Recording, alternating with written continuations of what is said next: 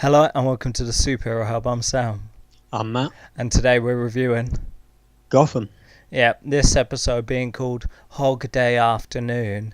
Now, it kind of got back to the kind of detective work. Yeah, I remember this from like early season one. It felt like an episode reminiscent of that.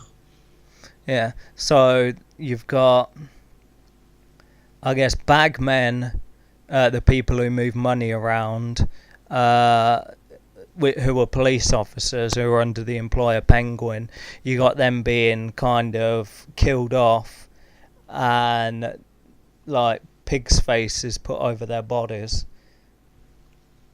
Mm-hmm. Yeah, so it's an interesting kind of take. Well, Professor Pig is the main antagonist of the episode. I thought it was great. Yeah, kind of creepy. Reminded me of the Arkham version of what game was he in? Arkham Knight. The last one, Night. Yeah, remind me of that version.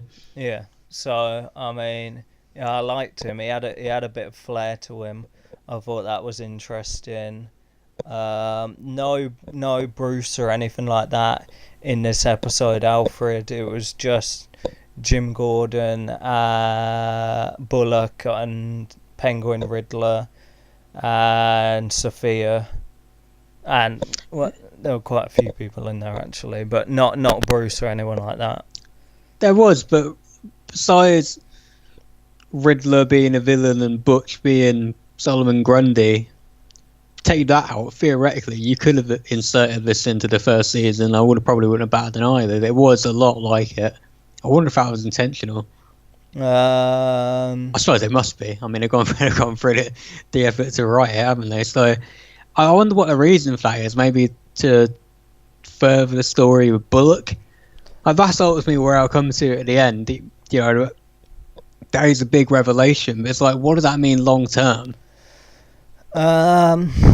Is it too early for Gordon to take over? I think so. I think it's kind of a matter of I think Jim's realising that really he's the only one with his ideals, if you know what I mean. Like, even who we thought he could trust, Harvey Bullock, even is kind of like out on himself. I think it's interesting that he kind of, I mean, later on in the episode, basically, you find out that Harvey Bullock's been on the payroll as well for Penguin. Yeah, although not for a long time, right? It's relatively recent. Yeah, because apparently he's got bills. Mm-hmm. So yeah, that's, as you do. Yeah. It kind of worked out in the sense that it was a benefit to Jim, because I mean, if he wasn't, then he wouldn't have been able to really get any leads. So in that sense, it kind of worked out because he identified who the bagman was and who have been labelled dirty and stuff like that because he's been with them. But it wasn't like an undercover thing. He was actually like on the take. Yeah, I think it's interesting because it added some dramatic weight to the episode, especially with the whole slash in the throat thing and him pulling through. But because it raises the question of. Question I've always, I don't mean this as a criticism of the show, but a question about like how high you can take the story. It's a question of what good really has Gordon done? Because even at this point, even Harvey Bullock, the one person he can rely on in the department, even he's still dirty 5 years later. I remember it's something we talked about on the show at the beginning. It's like he can't really fix things. He never can. Otherwise, what's the point in having a Batman, right? So, at this point, what does he do?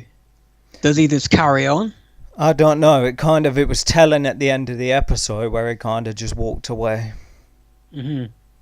So, yeah. I mean, yeah, Riddler, it was kind of graphic in the sense that you had Solomon Grundy crushing heads and stuff like that. So the Fight Club was kind of there.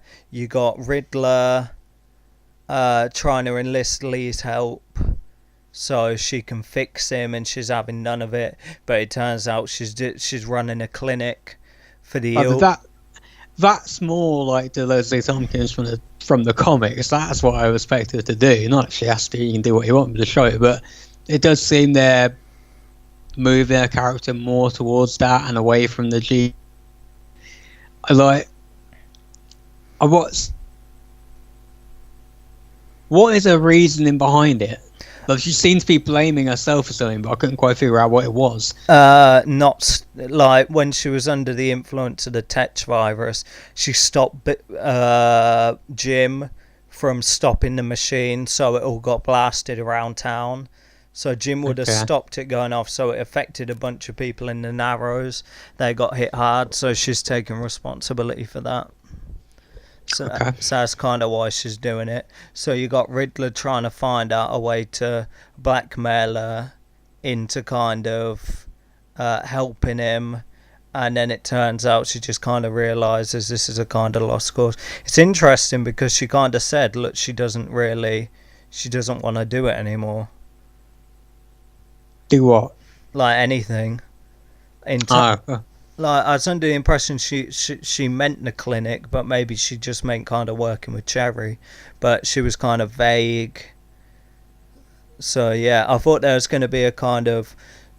she's going to turn Solomon Grundy against the Riddler, but he seemed pretty content at the end of the episode, so it weren't really a big thing. I thought what was a little goofy was when he, like, couldn't finish his sentences and stuff like that. I thought that was a bit goofy. Mm-hmm. Yeah. I mean, it's what they're going to go for as the gag, isn't it?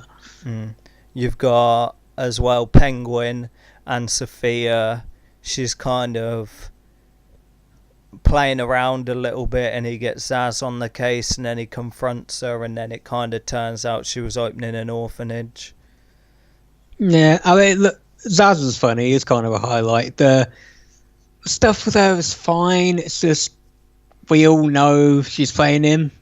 You know what I mean? So it's like there was no... For me, I wasn't really invested in it because I knew exactly what she was doing.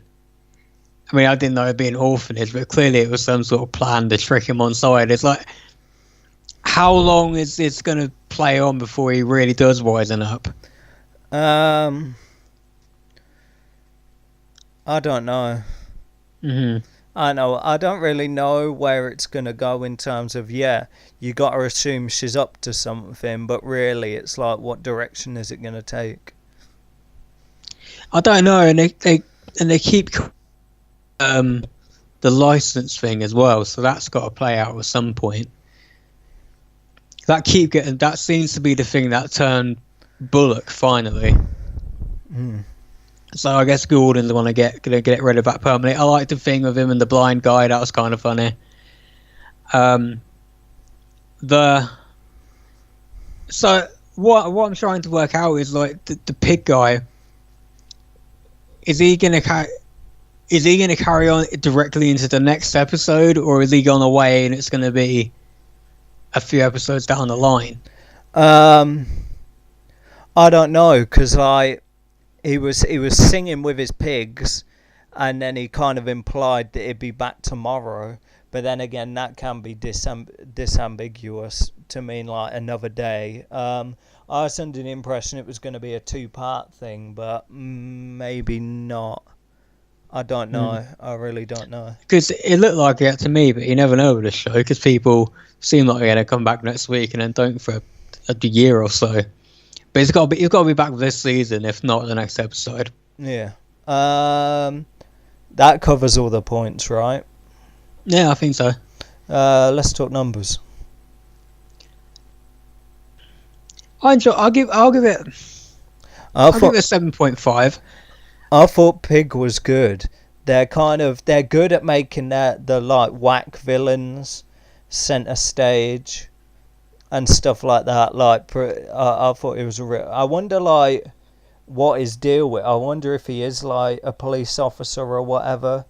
Yeah, I couldn't quite figure that out, because that seemed to be what Gordon and Bullock, the route they were going down. But at least while he's doing the whole pig thing and the way he speaks and whatnot, he didn't seem like a cop. No. Oink, oink. But yeah, I thought that stuff was good. I'm on the fence about some of the other stuff. I like the Bullock thing, but I also question where they can go with that long term. It would seem odd to me if next week we go back to Bullock's the commissioner and we're all fine and good. I don't see how Gordon can just let that go. The Penguin, okay, but I was never really invested in it. And the same with the Riddler. The Riddler's kind of funny and whatnot, but it's also to a point of I'm not there yet, and I probably won't be there next week. But how long can we go before him being dumb gets fresh? I get a feeling there's not even going to be a cure. I think he's just eventually going to get his smartness back. Yeah. But otherwise, it was pretty good. Yeah. So yeah, that pretty much wraps it up. I'm Sam. I'm Matt. And we'll see you next week for more Gotham on the Superhero Hub.